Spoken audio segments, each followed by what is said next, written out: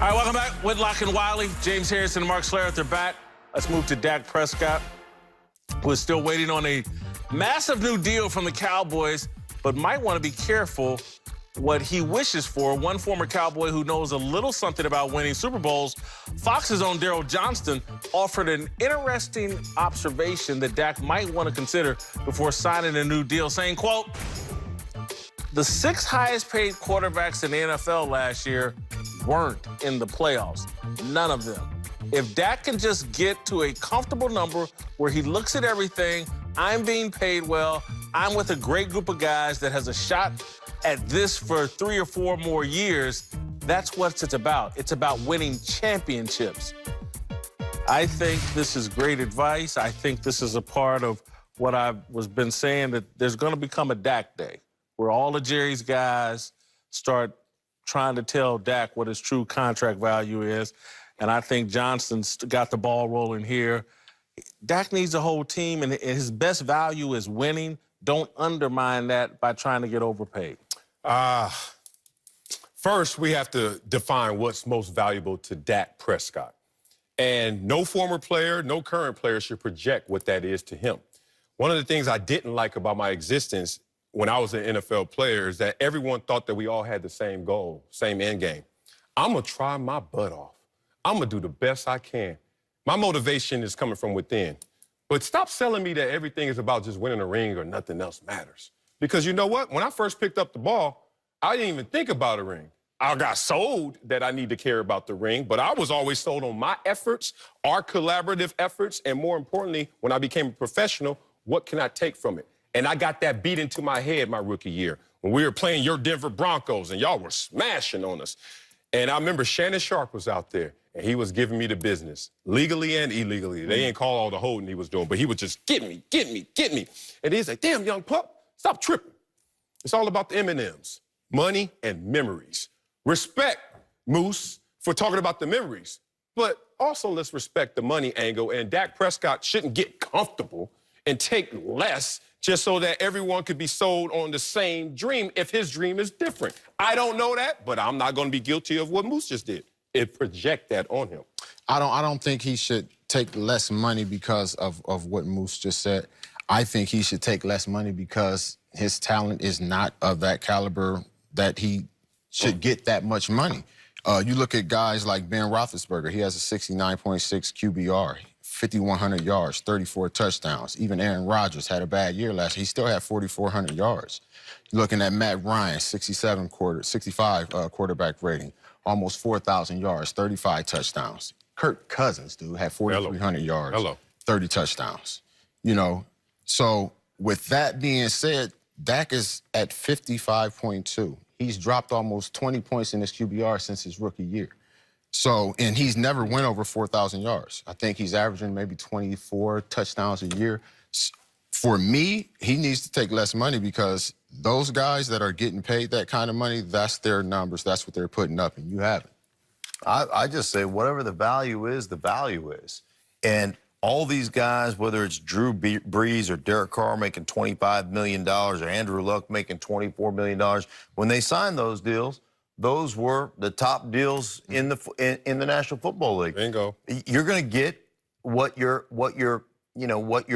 worth essentially, and oftentimes at the quarterback position you're going to be overvalued or you're going to be paid more than what your worth is. Here's what I don't like is I don't like when I hear a report of $30 million a year, and I have no idea if that's real or fake money.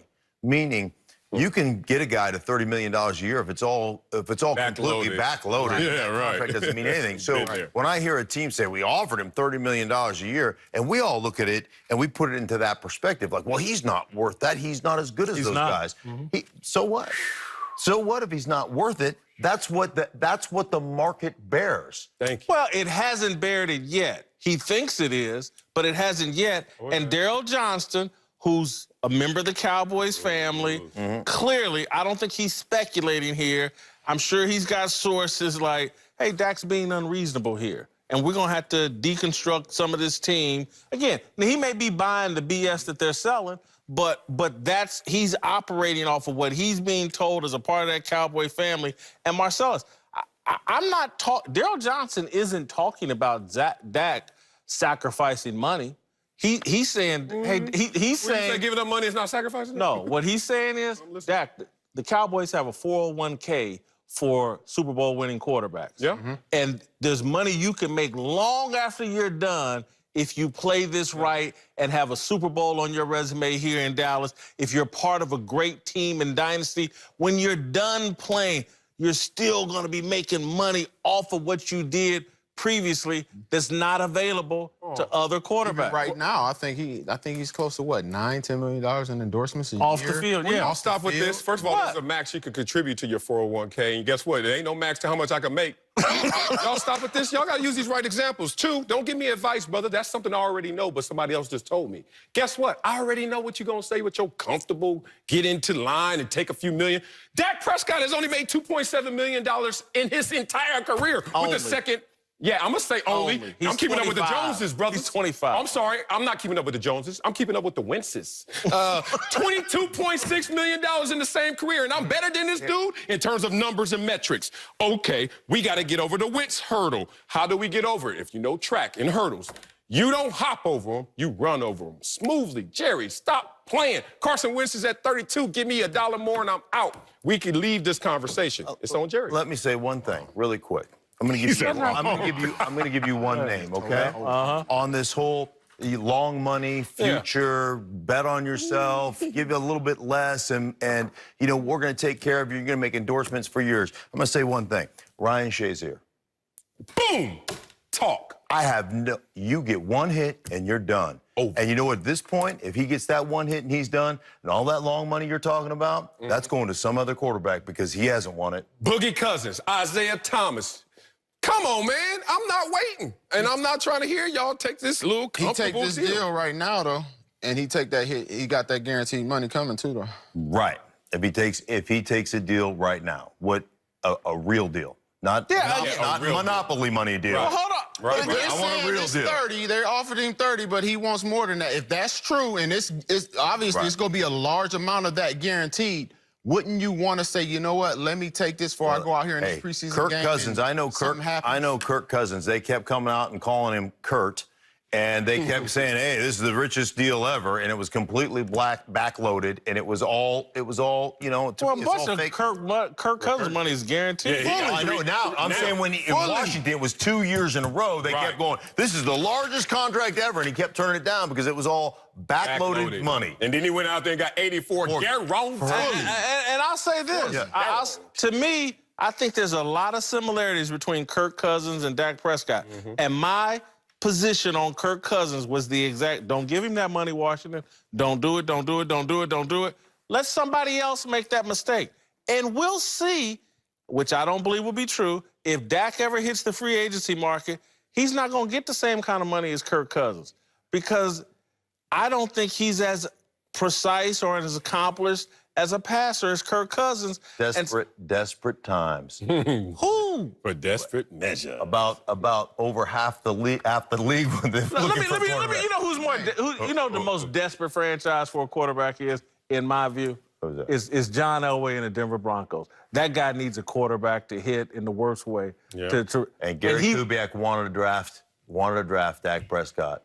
And he could have had him in the third round. Yeah, and you know what they decided to do? What? Get Paxton Lynch. Okay, but let's say this. Yeah. If Dak Prescott's on the free agent market, John Elway ain't giving him $30 million a year.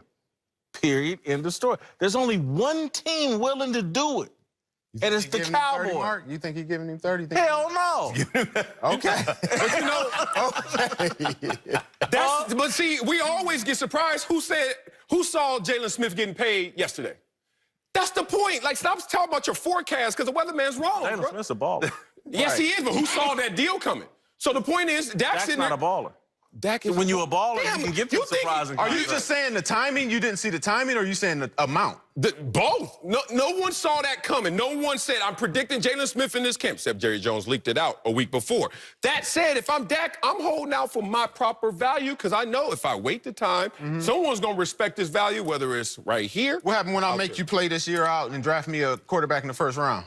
We're going to see that value now. Or a second round. It's a roll of the dice. Before we go, got to roll them dice. I want to tip my hat to Michigan football coach Jim Harbaugh for publicly defending his fellow Michigan alum, Stephen Ross, the owner of the Dolphins.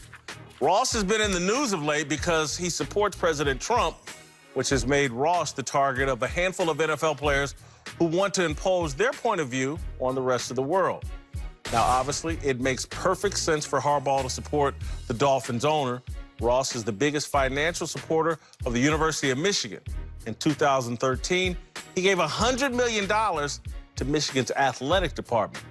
But given our current political climate, it still took a modicum of courage for Harbaugh to speak in favor of Ross. Here he is on a podcast talking about Ross. So much Stephen Ross has done for so many and across so many different platforms, and now he's getting bashed. I even tweeted out a congratulations to Stephen Ross. Congratulations for being inducted into the National Football Foundation Hall of Fame, and I was getting backlash over that for congratulating him for that. All right, Harbaugh has inspired me. I'm now going to make the most controversial statement I've ever made as a journalist, columnist, radio talk show host, and TV talk show host. Everyone watching at home, please sit down and brace yourself. Can I get a drum roll, please? All right, thank you. Being a Trump supporter does not make you a bigot or a person worthy of public scorn. Stephen Ross is no different from me or most of you watching at home. He's pragmatic. He has issues he prioritizes above others. Throughout the 1980s and 90s, I was a pretty ardent supporter of the Minister Louis Farrakhan. I went to hear his Savior's Day speeches in Chicago. Going to the Million Man March in 1995 is one of the greatest things I've ever done in my life. Farrakhan's rhetoric is angry and bigoted toward white people and Jews. I disagree with it and reject it. But there was a time in my life when I thought he was the only high-profile person who called on black men to take responsibility for our lives. I was and am attracted to that message. But no one can credibly argue that my behavior is bigoted or ever has been.